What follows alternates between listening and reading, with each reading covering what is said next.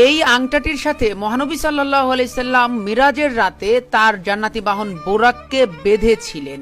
নবী করিম সাল্লাল্লাহু আলাইহি সাল্লামকে যখন মক্কা থেকে ফিলিস্তিনের এই আল আকসা মসজিদ অর্থাৎ বাইতুল মাকদিসে নিয়ে আসা হলো, তখন তিনি কিন্তু এখানে অবতরণ করেন এবং এই যেই বাইতুল মাকদিস কম্পাউন্ড, এই কম্পাউন্ডের নিচে অর্থাৎ আন্ডারগ্রাউন্ডে যেই কক্ষটি রয়েছে সেখানে কিন্তু নবী করিম সাল্লাল্লাহু আলাইহি সাল্লাম তার জান্নাতি বাহন বুরাকটি বাঁধেন এবং সেখানে তিনি নামাজ আদায় করেন। তো বন্ধুরা, আজকের এই ভিডিওতে আমরা দেখব মহানবী সাল্লাল্লাহু আলাইহি সাল্লাম যেই আংটার সাথে তার জান্নাতি বাহন বুরাককে বেঁধেছিলেন সেই আংটাটি দেখব এবং যেখানে তিনি নামাজ আদায় করেছিলেন সেই জায়গাটি দেখব। আপনাদের এই ভিডিওটি ভালো লাগলে অবশ্যই বন্ধুদের মাঝে শেয়ার করে দিবেন এবং কেমন লাগছে ভিডিওর নিচে কমেন্টে অবশ্যই কমেন্ট বক্সে কমেন্ট করবেন। তো দেখুন, আল আকসা কম্পাউন্ডের নিচেই কিন্তু একেবারে এই কক্ষটির অবস্থান। আমরা জানি আল আকসা মসজিদ কিন্তু একদিনে গড়ে ওঠেনি, এটি অনেক সেই হযরত সুলাইমান আলাইহিসসালাম, হযরত দাউদ আলাইহিসসালামের যুগ থেকে কিন্তু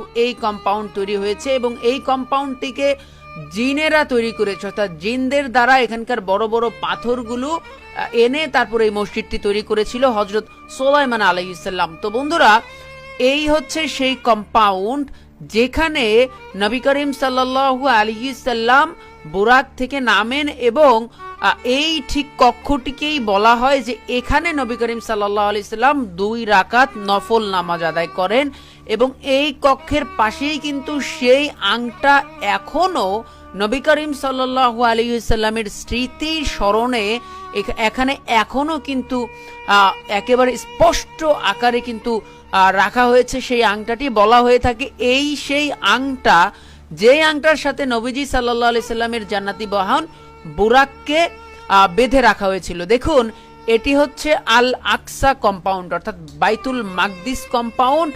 এই বাইতুল মাকদিসের একেবারে শেষ প্রান্তেই কিন্তু যেই মসজিদ, সেই মসজিদটির অবস্থান এবং এই মসজিদের কয়েকটি কিন্তু ধাপ রয়েছে।